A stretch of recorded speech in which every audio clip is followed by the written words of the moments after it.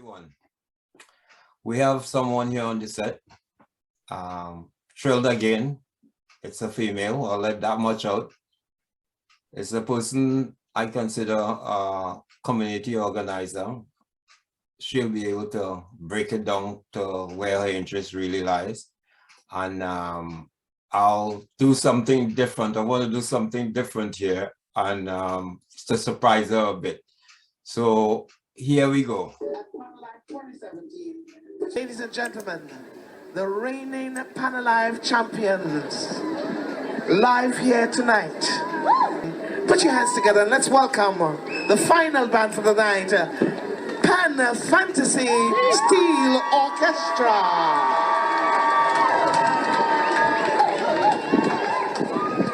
So I guess the public know is a Pan Fantasy lady, and I'll have to ask you now your background, where you came from, and how you managed to come here.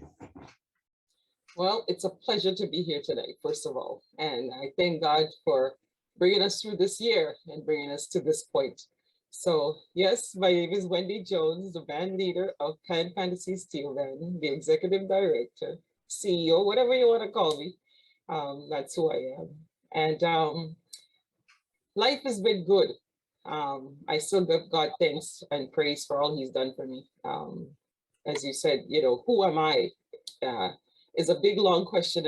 And when I ask myself that question, sometimes I myself have to pinch myself, as we say back home, because I guess I've thrown myself in the hat, but taken things out of that hat and grown.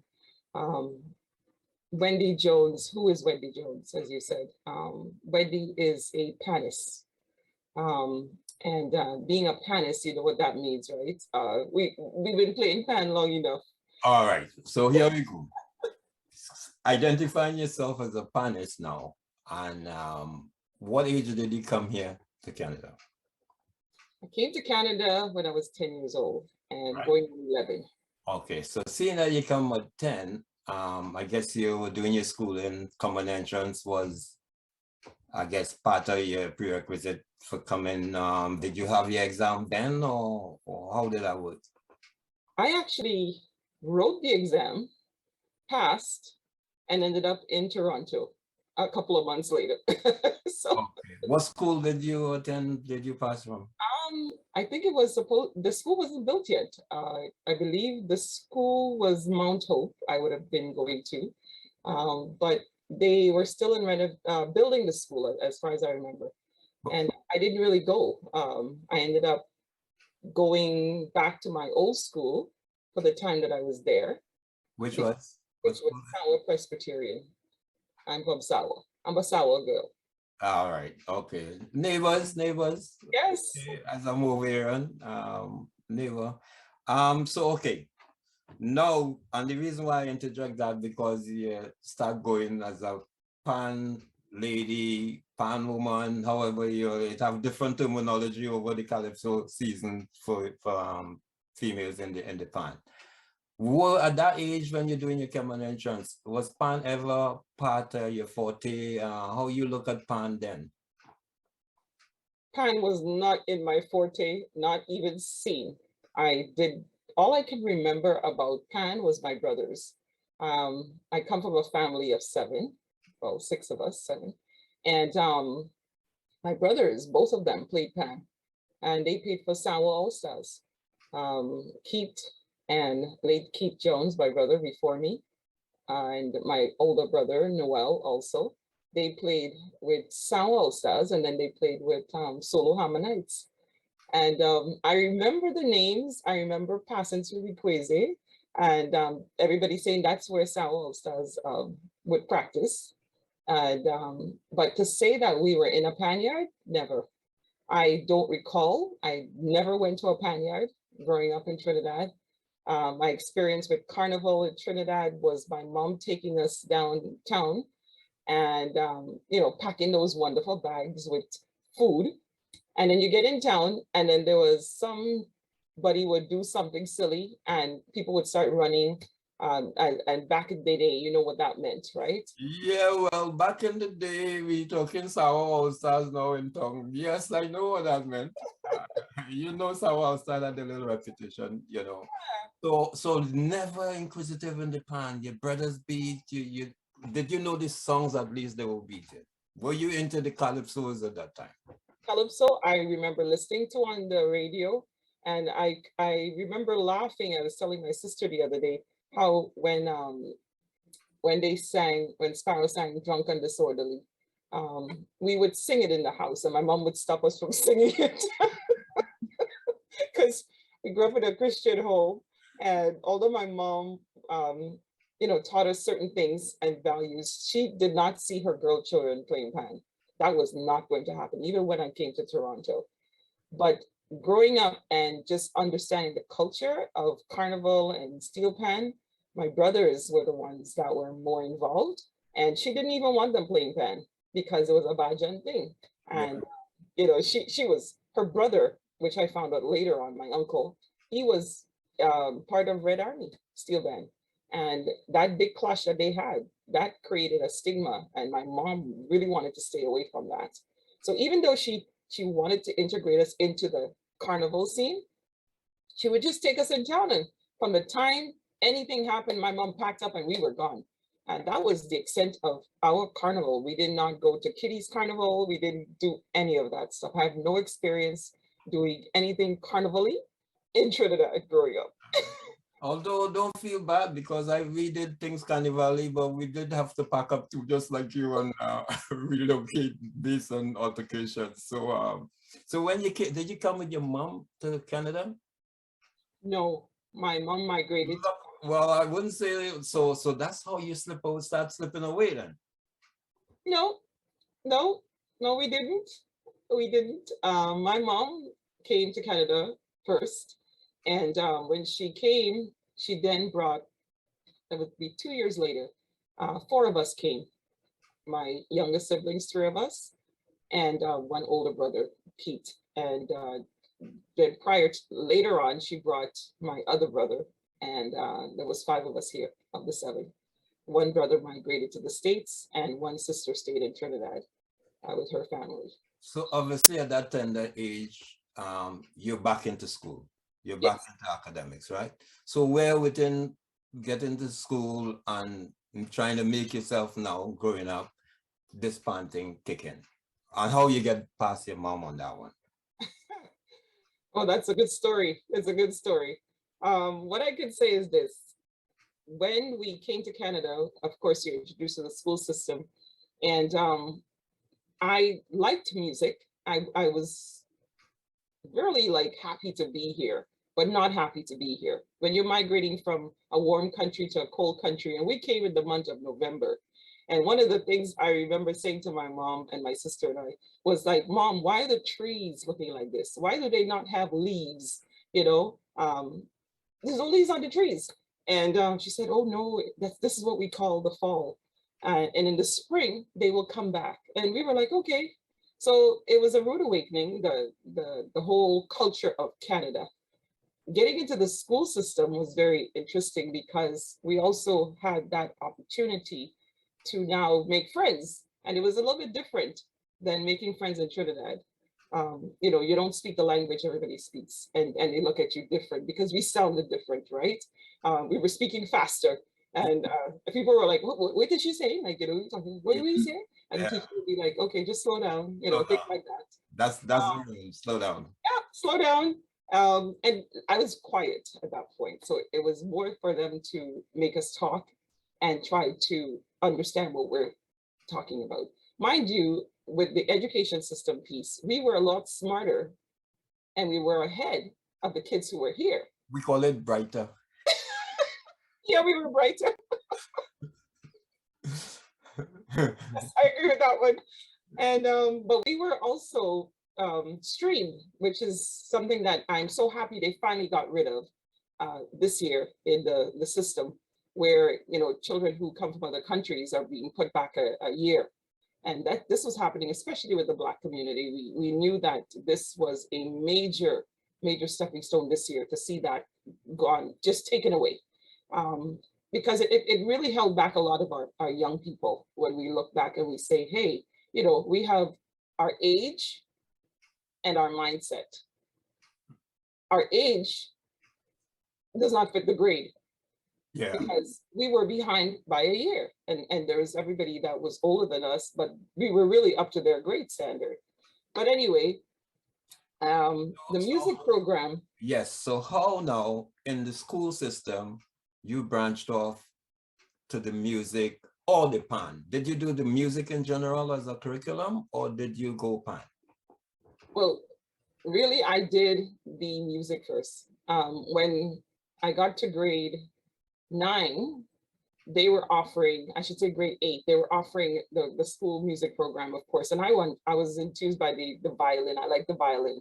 And I thought it was so nice and I really wanted to play it. But when I got to the class and you had to pick an instrument, there was no more violins. And I thought, okay, well, what about a flute? So my sister took the flute. And when I got to the flute in my class, they were all gone. All that was left was a cello. You know what the cello is, right? Yeah. Yeah. So you sit down and you have this big cello in front of you and you're playing it.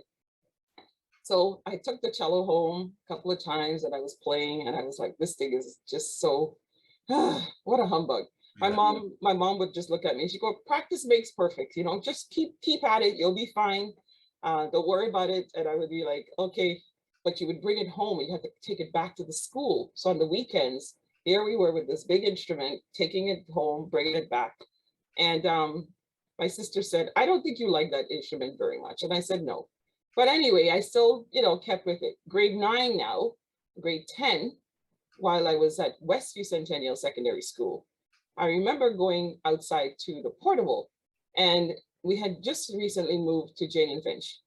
And by moving to Jane and Finch, it's a community where a lot of West Indians were. And the school that I attended was Westview Centennial Secondary School. Could I ask what year that was? It would be around 72, 74, 72. Yeah, around there. And at that time, a lot, like I said, with the West Indian community at the school was a good level of community people. And in that community was a makeup of Trinidadians, Jamaicans, Italians. You know, we were good. We had a good group of young people at the school. So I used to see them just disappear at lunchtime and come back, and I would be in the cafeteria and I was like, where are they going? So that first year I was like, wait a second. And they said, there's a steel band program. And I saw the band perform and I was like, what? We have a steel band program? So I want to play pan too. So I went to the portable, which is outside of the school. Hold on, you want to play pan too? It was a big, nice idea, but did that transform? I know we didn't have too much telephones then, but did your mom get away for that? No. All right, go ahead. Not at that time. And I would just visit the portable at lunchtime because that was the hangout. You would go to the portable at lunch hour, and the members that were already in the band, because they came in a year before me. So Earl Appears Senior had introduced a program to Westview Centennial Secondary School under the music teacher that had them come in. So Earl was teaching there at the time, and the course got offered as a credited program, along with the other music classes that were credited. So that was amazing. Yeah. That means it was not just an extracurricular thing that we were doing. This was a credited class. And I think he had one of the first classes that was being credited. So it was good to see that. And I was like, I gotta play pan. I wanna play. And as I walked into the portable, the one thing that caught my eye was the bass. And I stood there watching this young lady play the bass. And I thought, I wanna play the bass. I wanna play the bass. And they looked at me and they said, well, come and play. And I said, I was a little afraid, of course. Yeah. But I would visit the portable often. So a year went by. So the following semester, I joined. So I took the class with Earl, and eventually, you know, you learn to play. And one of the first things, you know, you have to learn the scales and learn all of that. And he had us all learning scales. And in the afternoons, we would come back to the portable. This is when the school band would be, the school steel band would be practicing. That's where my camp I was itching this question. Were you liking the bass? Did you hear the band perform and choose what scale, what era you liked, or is it the bass as even in music, bass guitar and everything else? What is it? Or is it the movements of the bass fan, the steel pan bass? Or what is it about the bass? Is it the sound or the movement or what? I think it was both at the time. Yeah, it was just the movement of the bass, the sound of it, and being able to play and just move your whole body. Like it was not just, you know, you're in the pan like this. It was just so nice to see the movement. And it was a girl that was playing, right? Her name was Debbie at the time. And I thought, she could handle this thing. This is good. This is good. So that means I could do this. And then she would say to me, come, I will teach you. So one of the first songs I learned was By the Rivers of Babylon. And I could not get that beat. I could not. I suspect you were Canadian by the, okay. I couldn't get the first, you know, Earl is teaching you, but then Debbie would teach me and she would say, you just have to listen to the sound because now we're doing everything by ear. We're not writing it down. And that's how I was playing. Bum, bum, bum, bum, bum, bum, bum, bum, right? And I just couldn't get it. And then once, you know, I would go all the time. And then one afternoon, I just picked it up. It was like, boom, it was ready. I was ready to go. That's what happens, yeah. And that's how it started, yes. So, all right, so you're into it now. So obviously Earl must have drafted you in to his band.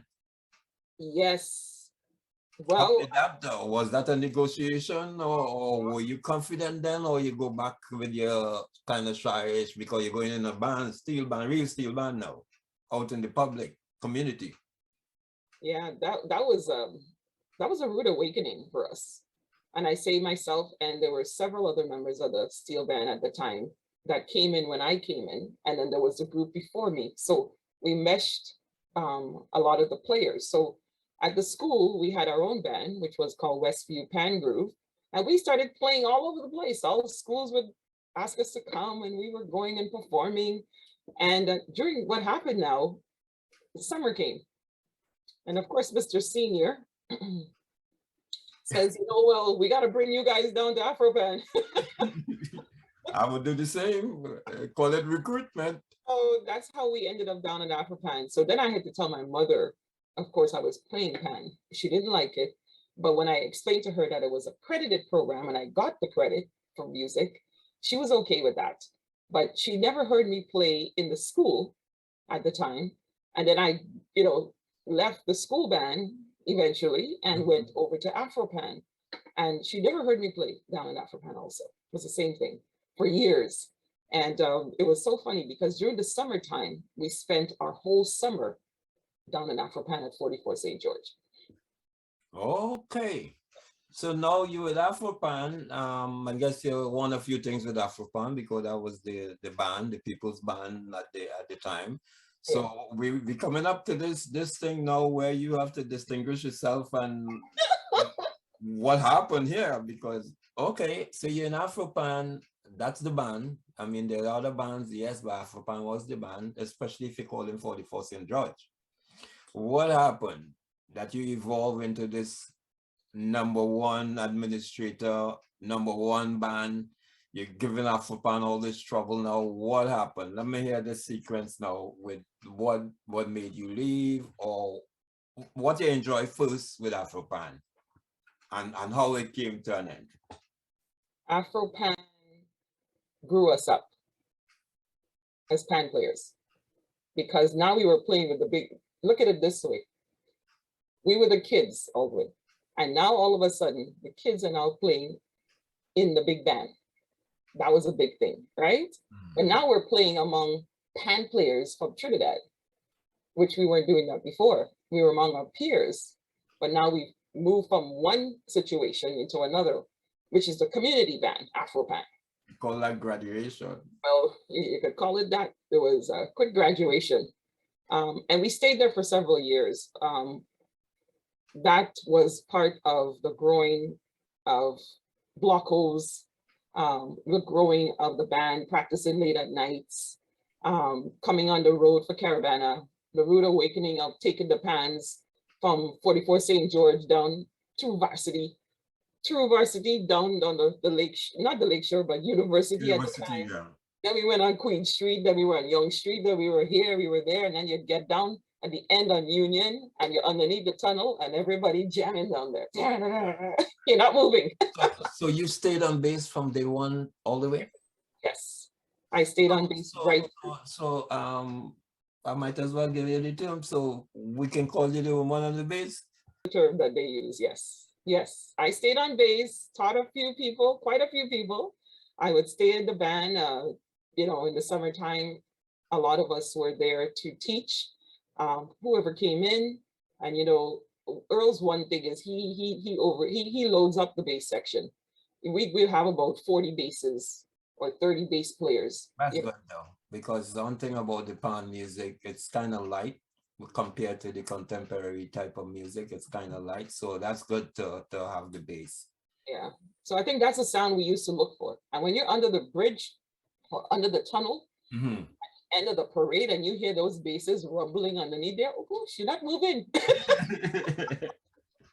Yeah, the public realized that too. So Yeah. all good things have to come to an end somehow. What happened? It's a hard story, but the thing is, it's a story. It's already accomplished, and you're doing great things. So we still need to hear the story. I want to say the story began because young people have to grow, and there has to be growth. And if you stagnate growth, you will never be any better. And because we were all young people, we saw a bigger vision than Earl at the time. And this is not to belittle or to say that he didn't have a vision. He had a vision for the band. Afropan was his band, and it still is his band. Nobody will ever take that away from him. What he has done in Toronto with Pan, we call him we call Afropan the mother of all bands. That's fine, but the mother had to have children, and therefore you have to have growth. So we as young people, there were several of us, and it was, I'm gonna name those names and I hope I don't forget. We did approach Earl, and Earl was inspired through the music programs in the school system, and they liked him. What happened is that they also wanted him to grow. But we wanted the program to run in the winter, not just the summer.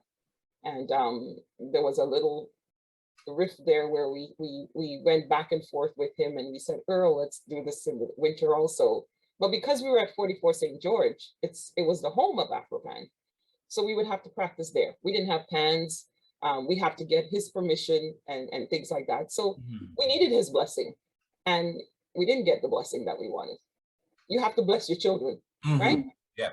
And that's how I see it. And if you can't bless us, then we got to do something else, right? So Children's gonna go anyways. Yeah, the decision was made that several of us came together and we said, no, it's time to go. And about, I would say at least 15 of us left. And that was like Edwin, John, Spy, myself, Saint Tel, Greg, Delia, Andrew was there with us. There's quite a few players that left with us at the time. And because of that, we were from Jane and Finch. Yeah. The core of the band at that time was from Jane and Finch because he brought us from the school.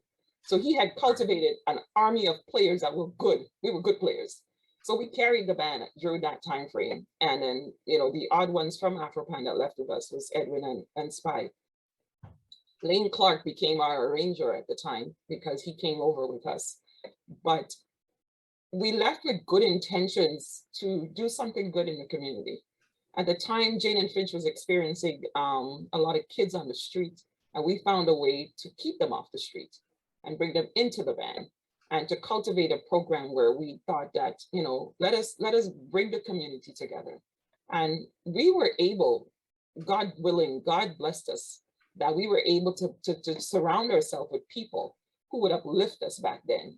Rick Gosling, Gene Augustine, Zadina Conde was even a part of that. And the city of Toronto, in terms of Mel, I want to say Peter Lapretti, all of those MPPs up in Jane and Finch, we went to them and they helped us. Quite a few of us had the opportunity to work with them. We got space And then we got monies through Elton Jones. I say Elton Jones because you know who that is. Yeah, yeah, yeah. All the Joneses, but we're not related. But Jones, Elton Jones. Elton had a program in Vanier, and his People program. don't want to do like the Joneses. They want to follow the Joneses, you know. I know. And then we were able to secure some funds, and we bought our first sets of pans. And Ed Peters made some of those pans.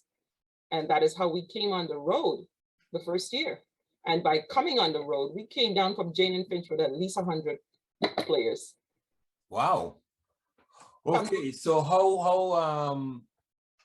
so and you never look back in terms of course, like everything else, they have their little rough times, maybe you didn't anticipate or whatever, because I know when there's spin-off, because of the anticipation and making sure you make it, all the effort and 110% goes into it, but as the existence maintain, then the things creep in. So did you have any, you know, before, because you were on a streak when I covered the band in 2017 on the 50th anniversary, you were already on a 7th streak as defending champions.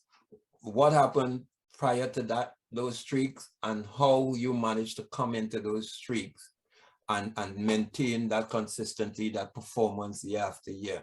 So prior to that, you weren't that much of an impact in terms of consistency. What happened and what you guys put together to reach that stage? So prior to that, the band was winning. You have to look at the makeup of bands in Toronto at the time, right? When we say a winning, there was already a panorama. When we say panorama, because Muggs Cecil Clark was doing his own Pantry Bagel panorama. We never competed. We competed as when Afropan was competing on the road, right? Yeah. And we always have to correct the history of that. And I tell people, and so Earl June and I always talk about that too. When there was a competition, it was just a judging on the road. It was not a competition where we did the music, but they judged 5 minutes of music. That I still don't call that a competition. Okay. And you have to record that properly. And I think that is where some people will say, no, we won for 40 years straight. Well, okay, well, you won for 40 years straight, but it was a 5-minute piece of music that they judged, or they judged just for 7 minutes. They were judging us on the road.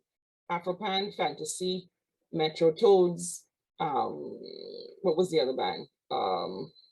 Yeah, but on the road is different, that's a different category. Yes, exactly. Existence of band is always 2 different categories. Band on the road is different to a band on panorama. Exactly. So we didn't have that until later on when Panalive came up.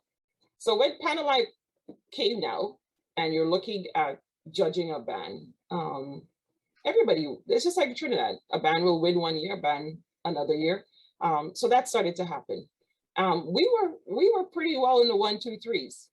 And I remember the first year we didn't compete here. We competed in New York, Pan Fantasy, and came second. So right? why was that? Why you didn't compete here and compete in New York? A lot of the competition here, we did not compete in Muggs Panorama.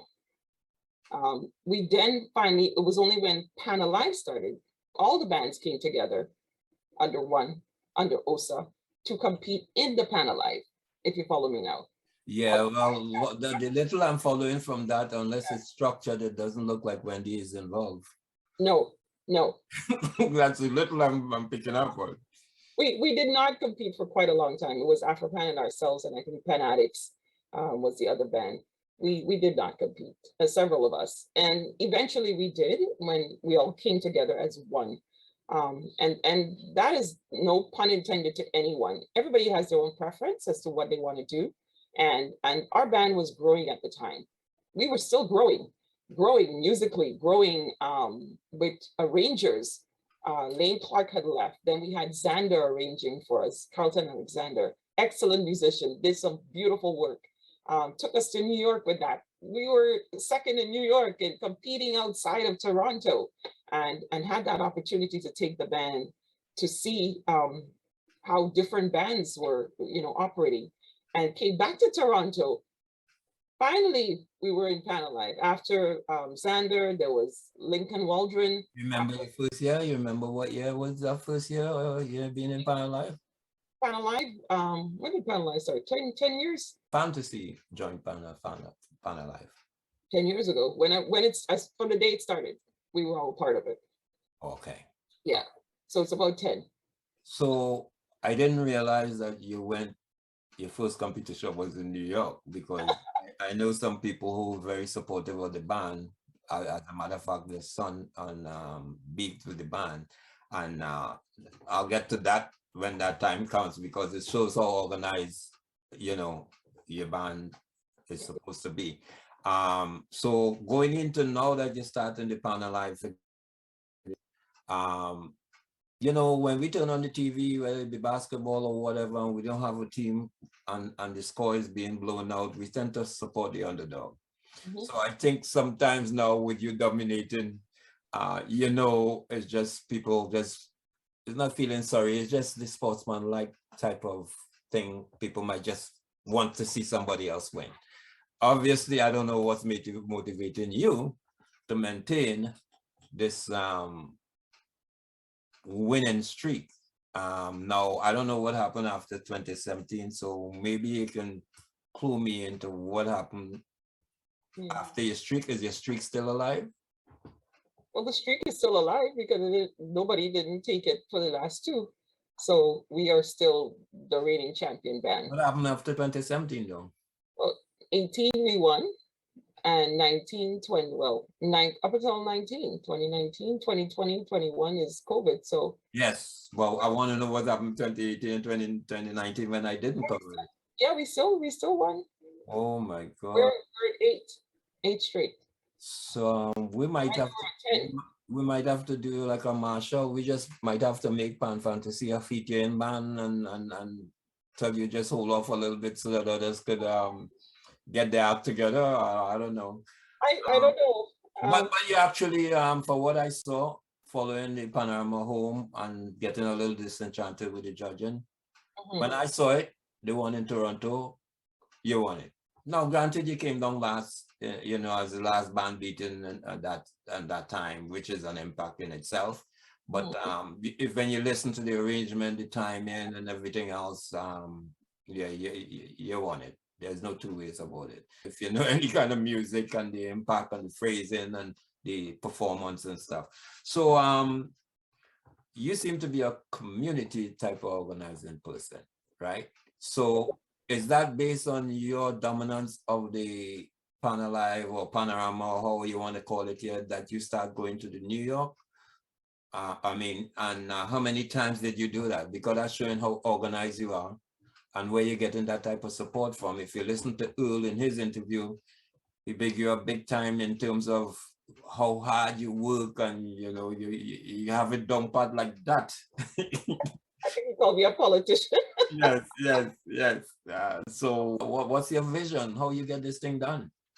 Well, I think we've had the opportunity to be like the geese in this band called Pan Fantasy. North York Intercommunity Youth Group is the name of the organization that we belong to.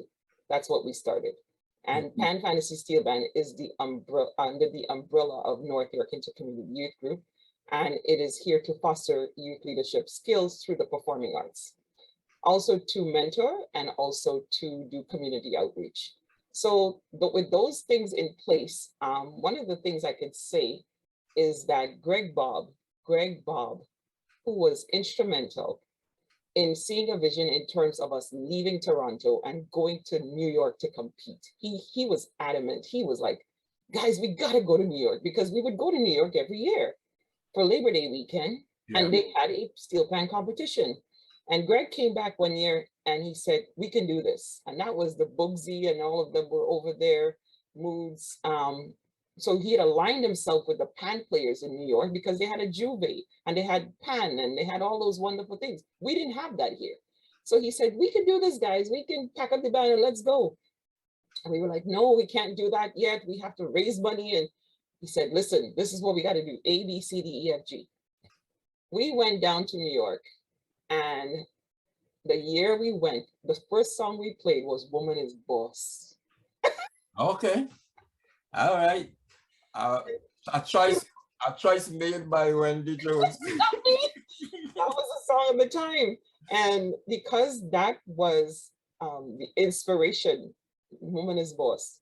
And we went down there, put on a performance. We went back down the following year. They were like, what, Toronto, the house? Oh, they bring a band from Toronto to beat New York bands? Oh, you guys are something. We went back again, Fire Down Below, Musical Volcano. We went, so we were going, Yeah. you know, back then. And we actually placed second and third, and we were right there with the I think the second or third, I mean, I get it from your fans, so I don't know how, but I understand people in New York felt you guys were a little robbed a little bit. Yes, they when they listened to the music, they were shocked. They were like more like, take the band back to Toronto, they go back to Canada. You know, you're hearing it, and Yeah. tuned that out, and we just got on the stage. And when we loaded up on the stage, everybody was shocked because the following years to come now, they expected us to show up, which is the same thing we experienced in the last couple of years going to New York. You know, and that was amazing. But back then, I think when we started to go down to New York, it left an impression because it gave us something to work towards. And then we started to listen to the instruments. And that was another thing.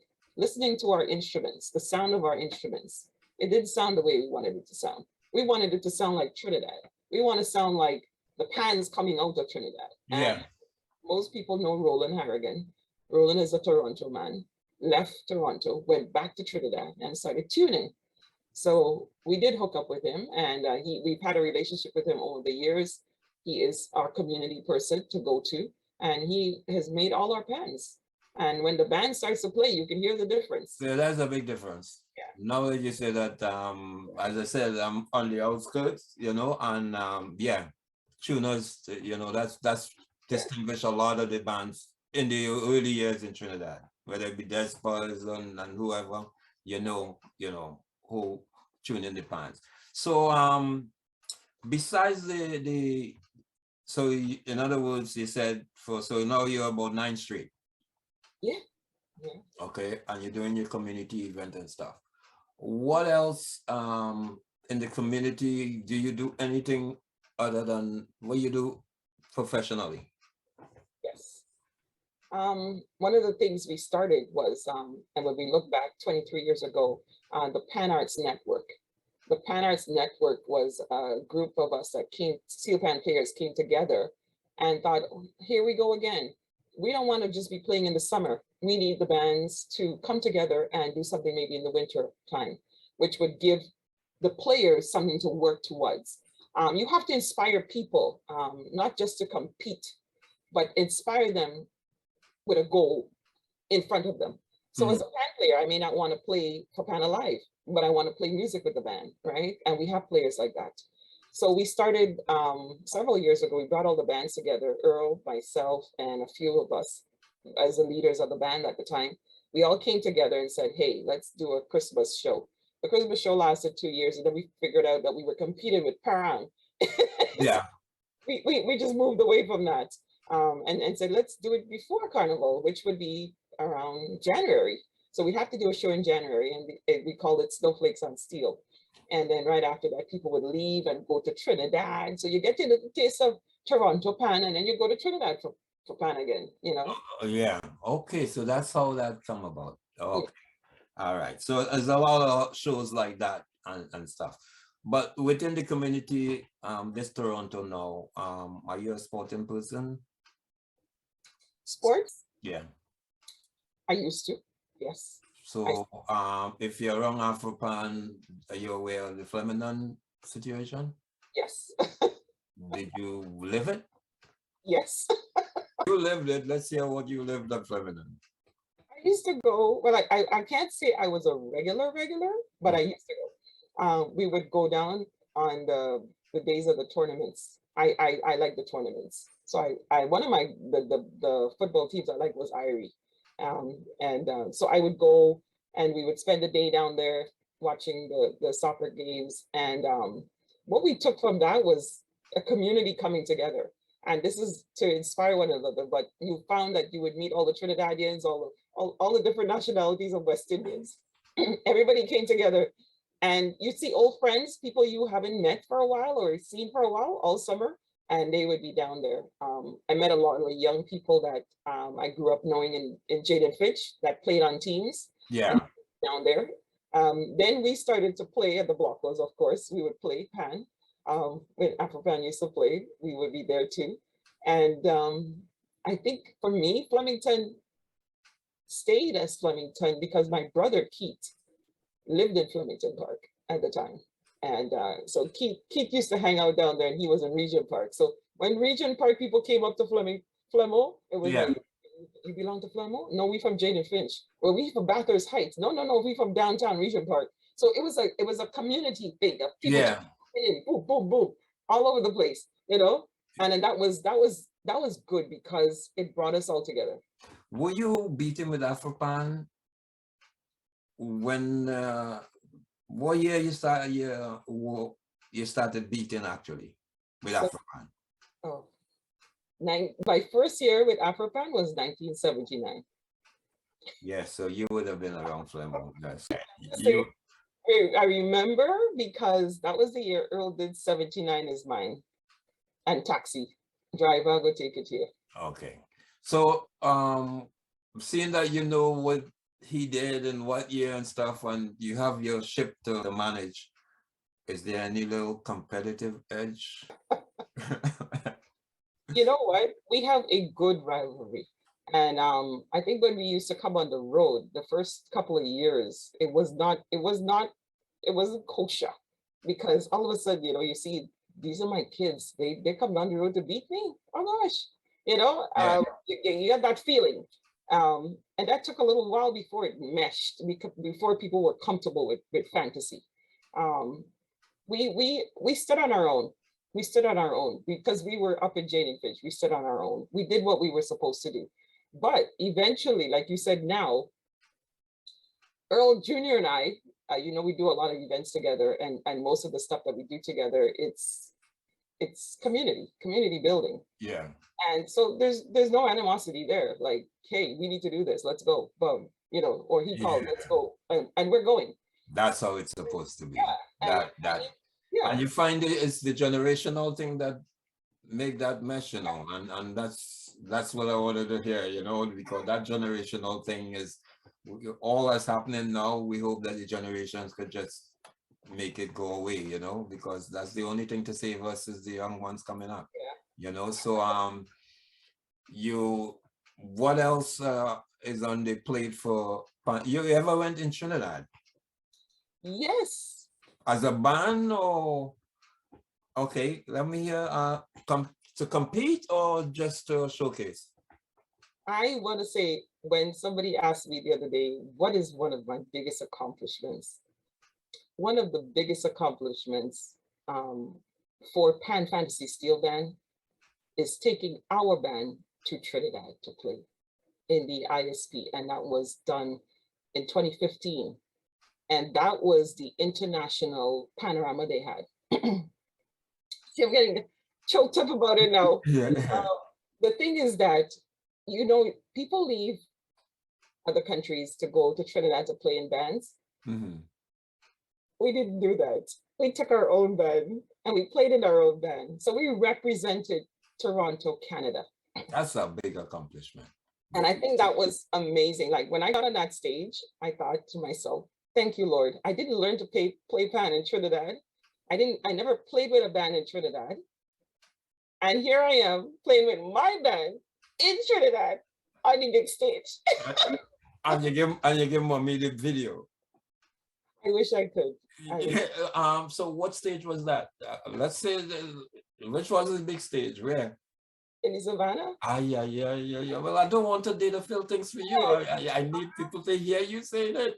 Yeah, in the Savannah? Because, you know, some people would be just contented to do it. You're playing Trinidad in Skinner Park or some Napa or somewhere, you know what I mean? So isn't it? It's really, so you came up the greens at all? Or, okay. So you heard about that. You wouldn't know about that from home, but probably used to go back home all the time and you know about the Baba Green and all these things, right? I So did you that. experienced that. Yes, I experienced it years prior. So to experience it with your own band is amazing. And I can tell you, when we all got on that stage, I just saw some of the young people that were with us that day. Tears were in their eyes. They were crying when we came off the stage. We mashed up the stage, as Ben Jackson would say. There was a point where the wheels of one of the racks went right through the stage. So when after we finished playing, we couldn't move. So they had to- You sound like you're not forgetting that at all. Like, So it was an experience, let me tell you. what tune you played? Lucy. I Okay. said and Lucy. And it was 50 players from Toronto, Pan Fantasy. And I could tell you we had support from the bands in Trinidad, Joylanders. That's where we stayed with them. And we had that opportunity to be with them. And the funny thing was, you had to see the excitement on Pan Fantasy players when we got into the savannah. It was the hottest day ever in Trinidad. It went from like thinking about Toronto summer was 10 times what we experienced in Trinidad. And that was something else. So they had to deal with the heat and come with it with the level of energy that we play at here. I'm telling you, we all lost about 50 pounds that day. Just playing. One thing I took away from that day, and I admire him for, was Dr. Ray Holman came up to us. And he stood up in front of the band and he listened. And he said, "This band sounds amazing." He said, "Where is the arranger?" And when we took, when Al Foster, who is the arranger of our band, and Al grew up with us, he came into the band at 16. He then became the arranger of the band, and he is still the arranger of the band today. He did amazing. He has done amazing work with Pan Fantasy for us to win those songs that we've used. His arrangements, then the driller would come, which is Ben Jackson came in from Trinidad. But when Ray listened to the music, he said to us, "Yes, excellent." He said, "Don't worry about what happens here. Just keep doing what you guys are doing. Your music is on point. The arrangement is on point. The sound of the band is on point. The tuning of your pans is on point. And you got good players." When he told us that, I was like, ah! I just know the little extra you had too. I didn't realize that this guy was with the band from 16 because that to me the band is all made up of everything, all the pieces together. It's like he knows the songs, he knows. So now knowing that you just revealed a big part of this puzzle. Yeah. That he was with the band that long from that young. You know, so he's like a heartbeat. He is a heartbeat. Al Foster is he is Jamaican, first of all, let me say. He likes to say that. He's not Trinidadian. And when people ask him, "So wait, you're a Jamaican arranging music for Trini culture thing?" And he's be like, "Well, yeah." He's got it. He is, we call him perfect pitch. He just, the child just, there's no words for him. It's like God just planted a seed within him and it just kept on growing and growing. He does teach with the Toronto board right now, but his inspiration in terms of his musical talent, it exceeds what I even thought it could be. And this young man, I always say to him, you know, God knew what he was doing to him when he born him. I say born him, you know. This school boy is music he's doing? Yes. That's his thing. Yes. Yeah. He's, you know, and it's refreshing to see a young person because the industry look like it can go some distance. Yeah. You know, it's nice you respect the experience and everything else with the talent, but when you have talent and it's almost like the experience is built in now because he can go a long ways. Yeah, a long way. So Pan Fantasy have a bright future. So you're aware of the history, what this is about and stuff. I mean, you're not into the soccer aspect, but I felt that one, seeing that you were in Winner's Circle, I think is something to showcase because there's a certain amount of excellence and I know it's a certain amount of commitment dedication and stuff that is bring this up. Secondly, it's a culture that I can relate to and the Caribbean people could relate to. So it's, although it's not sport, I think we can work with it. And the main idea we brought in the entertainment as part of it. And the main idea that Earl appears one of the founders of the whole thing here. And you, the winning one, taking the mantle right now. I think it was like a no-brainer. And that's why I keep, but you can, this take a while, I don't know, maybe, yes, ladies and gentlemen, she had me on the run for like a month and a half. I'm getting all these nice comments to the other interviews. She's following the program, all these comments, and she's there, and we're not sure if we could get her. So what was up with that? You know your time was coming, or what was it? You know what, I like to see people highlighted. It doesn't have to be me. You know what I mean? And I think you're doing a great job at what, you know, just highlighting the people. And when I started to look at the interviews, and I kept on saying, yeah, I remember this. Yes, I remember that. You know, when Ian Jones was on, when Earl was on, and even Earl Jr., and you've had other people like Ricky and all those boys, you know, like I know them all. It's just like, I'm sitting there listening because I'm happy to hear them. This is people that, you know, on the regular, you wouldn't see on an interview. Exactly. That's the amazing thing about it. I like the regular people because, you know, programs like this, you have podcasts and stuff, but you know what? You don't have to be a star or anything. If you know, once you can fit, sometimes the puzzle needs small pieces too. You don't always have to be the big pieces. You know, and as I say, although you're not in the soccer/football, that piece that you bring to the puzzle, I mean, we don't want a piece missing. So you bring a valuable piece to it. I hope people understand, and whether they do or not, when they see the end product, they'll understand anyways. What I want to say too is that even with our group, Pan Fantasy North York Intercommunity Youth Group, we used to run the biggest basketball tournament up in Jane and Finch before Labor Day weekend. We had 50 teams. So I know what you guys were doing. So we used to bring our flyers down. Yeah. Yeah. Yeah.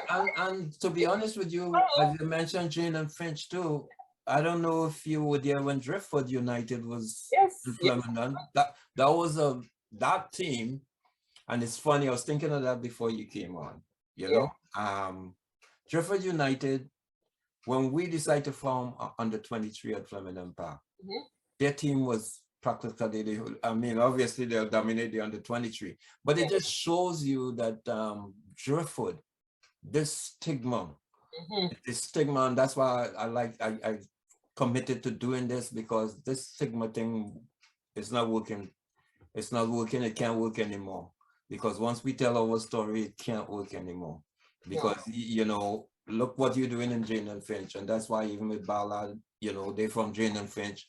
I remember Weasel and the Habibs and these guys and them, they brought something to Flemingdon Park, you know. And Ricky and them, I mean, when you look back, Ricky and even Brewster, there was another group of Nova Scotians that we had that used to play ball. You know, Stuckey and all of them from that side. The thing is that community building happened then, and people didn't know what that was about. We were doing community building back then, doing that because we also saw a way to bring the community. We had teams from Montreal all over the place, just like with the soccer. So we used to bring our flyers to advertise that we were going to be having the tournaments up at Jane and Finch. The blockos that we used to have outside of Afropan blockos were happening on a Sunday up in Jane and Finch at all the community centers. And we used to use all the community arenas. Same thing, community building, bringing families together, making sure that we inspire young people to come out and be a part of the community. Everything that we did was community, and we're still doing community. The amazing thing I want to say is that when we left, when young people grew up and they had their kids, now we're trying to integrate these children to see what we did. We're not just hanging out on the street. We're telling them, you don't need to be shooting up the place and being a gangster when you want to be. No, come and learn to play pan. Come and play soccer. Come and play ball. or that's the stuff that we used to do. Yeah. And I don't think the young people now understand that, some of them. They rather just hang out. No, don't hang out and be idle. My mother used to say, idle hands have. That's not a saying, you know. I live that. That is true. True. You know, no matter how good your kids are, if they don't have things to do, you know, that's the idle hands thing. So I want to thank you for doing all this community work. I think you not just pan, you know, I think you spreading wide in terms of the things that you could bring together and stuff. So maybe you're not a politician, according to her. Maybe you find that you're getting by with your planning, you know, and maybe you know what doors to knock on. Yes, I do. And the fun part about that is that I try to take others along with me. You know, it's not just about me or the band only. As I said, we have Pan Arts Network, and we try to, by having Pan Arts Network, we can have shows and have everyone participate. You know what I mean? Yeah. Bring them up to the standard. And I think that's what we strive to do in Toronto. And one of the things, hopefully we can get back to, we were planning it for end of 2019 to 2020, was to have workshops for the Pan community, to get everybody up to the level of competing properly. Those workshops are so needed here. And we integrated ourselves when we saw what can be done and who can do it. You have to strive to inspire others, not to compete with them. And, you know, I am not competing with anybody. I compete with myself. That's who I compete with. Yeah, yeah. And you know, you just made a statement there, and that's a cue in that hopefully we can get back to. And that's a serious cue for this day and the days to come, is that hopefully we can get back to this it's, I don't want to use the word stressful, but the not knowing, you know, it's a time we have to rely on each other, and it doesn't seem like we're doing the best of job right now. That's in terms of this COVID business, you know, really and truly, it's just for everybody. It's, you know, we watch sport and stuff. This is really a team effort, you know.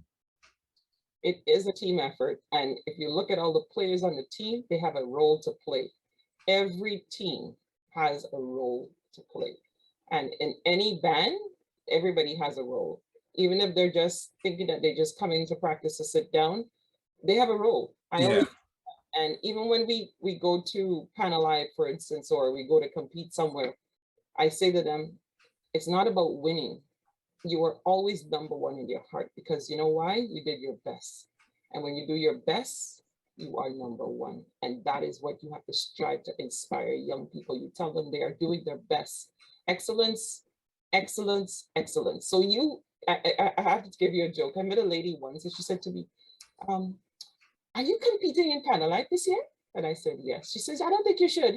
And I said, wow. She said, who won last year? I said, we did. And she said to me, I don't think you should win this year. So I was like, okay, why did you say that?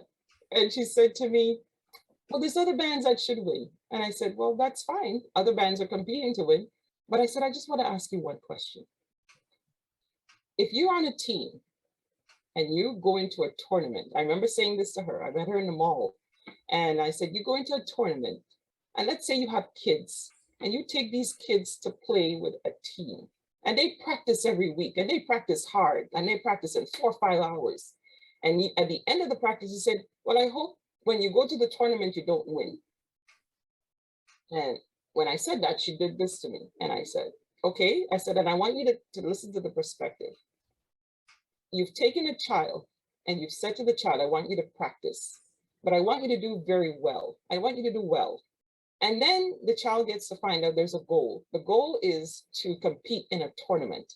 And when you compete in this tournament, you're competing against all these other teams. Who could win? And you could win also. There's a chance for you to win. So when you go to practice, I'd like you to sit on the bench. I said, that's what you're telling me right now. So I'm going to say to you, I don't know you very well, but I'm going to say to you, for everyone that is going into a competition, you have to practice as a winner. because you're going with the intent to win. You're not going with the intent to lose. If you're going with the intent to lose, then you have the wrong mindset. So change the mindset. The goal is this. This is the goal. I have a plaque in the pannier that says, the plan can change, but the goal will never change.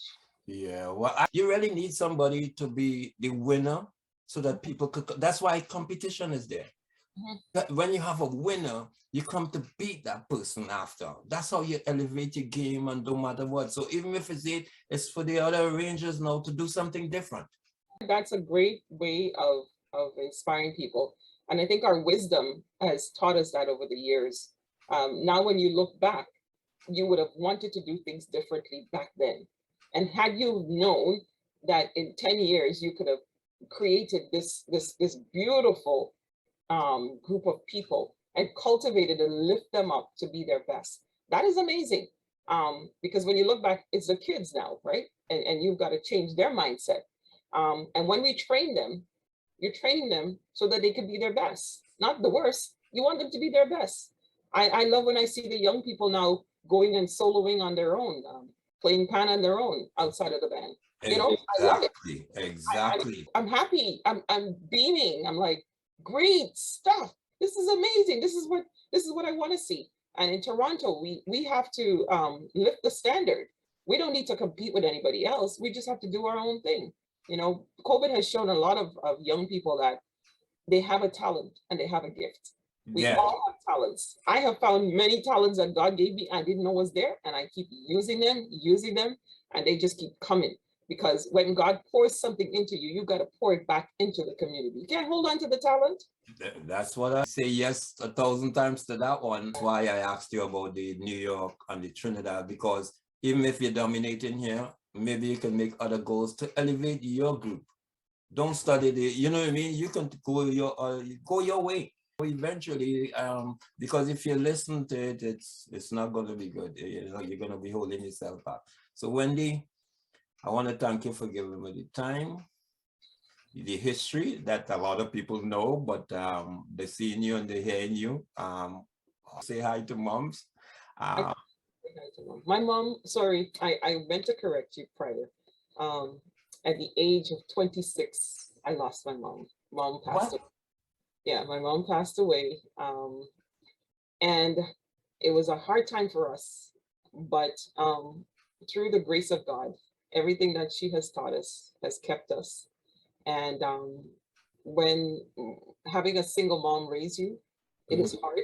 And mom is gone on, and she's looking down on us. She is here with me all the time. Yeah. It's so funny. I'm sitting here, and this picture is here.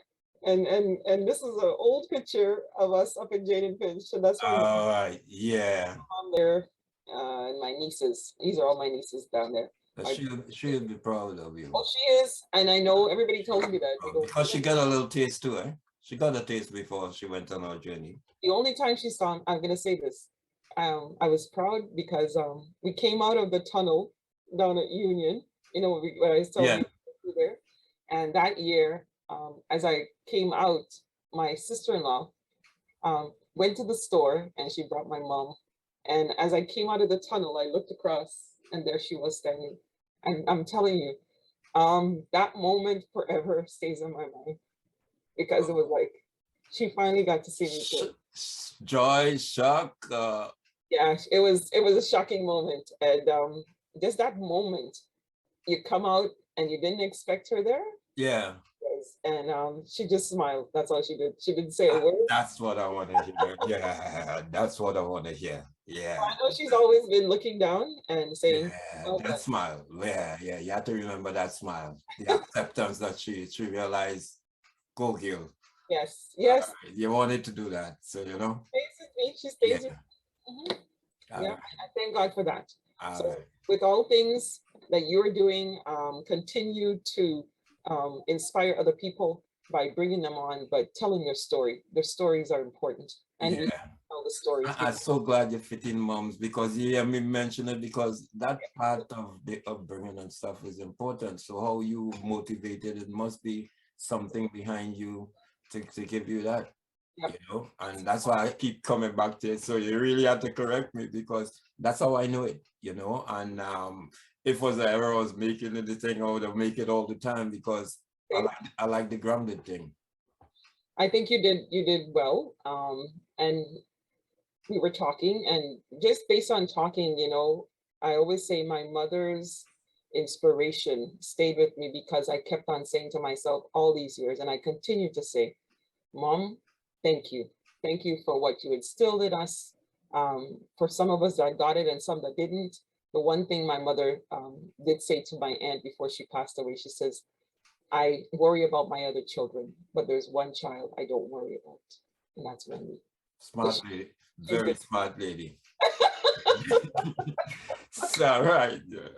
So thanks again, and you stay safe. All right. Thank you. Blessings to you, and keep doing what you're doing, and may God continue to guide you. Thanks. All right.